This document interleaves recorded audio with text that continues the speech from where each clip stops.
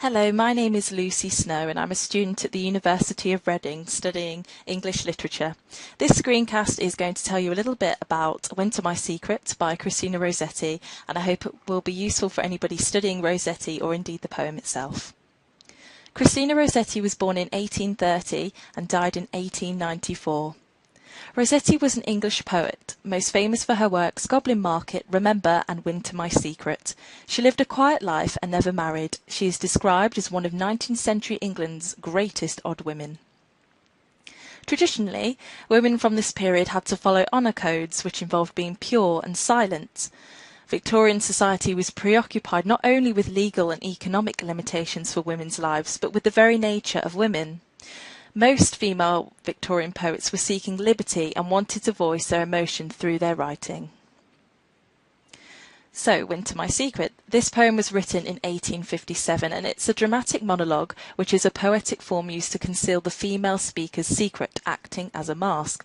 There are 4 stanzas with varied rhyming schemes such as internal rhyme, blows and snows, and rhyming couplets, a veil, a cloak and other raps, I cannot ope to everyone who taps.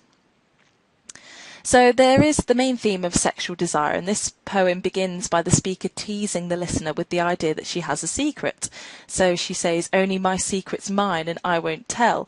The language is flirtatious and portrays a mysterious sensual thought in her mind. There are indications of playfulness and seduction. And the speaker also says, "Suppose there's no secret after all, but only just my fun." And the speaker appears active and in control of her sexuality as she lures the listener. So some more examples of the sexual desire language in this dramatic monologue, and it suggests that the speaker is guarding a kiss and tell gossip. So words such as peck, nipping and biting, and these verbs have connotations of intimacy and sexual activity, and they correspond to kisses, suggesting this woman is promiscuous and rebelling the conventional pure Victorian woman. There is also continued sexual imagery involving food and consumption. Golden fruit ripening to excess, and the sexual desire is symbolised through the ripe fruit associated with greed. There is also an engagement with temptation, but Rossetti's speaker is not revealing all of her thoughts because they are locked inside her mental interior space.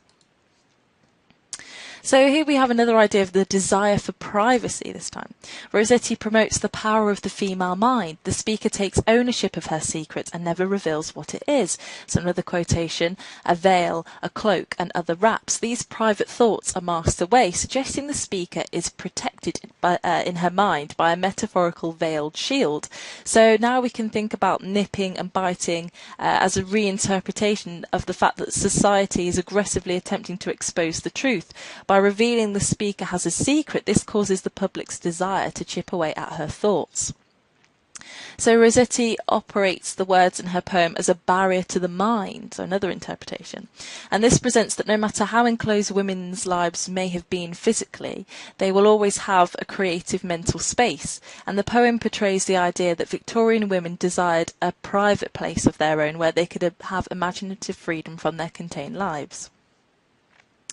So overall desire, we have, in Winter My Secret, we have the idea of this portrayal of a woman's sexual urge to protect her secret passions, and consequently this causes the speaker's desire for a private interior space from society.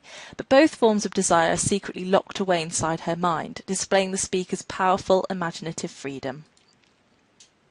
Thank you for watching. I hope this has helped with your understanding of Christina Rossetti's poem Winter My Secret.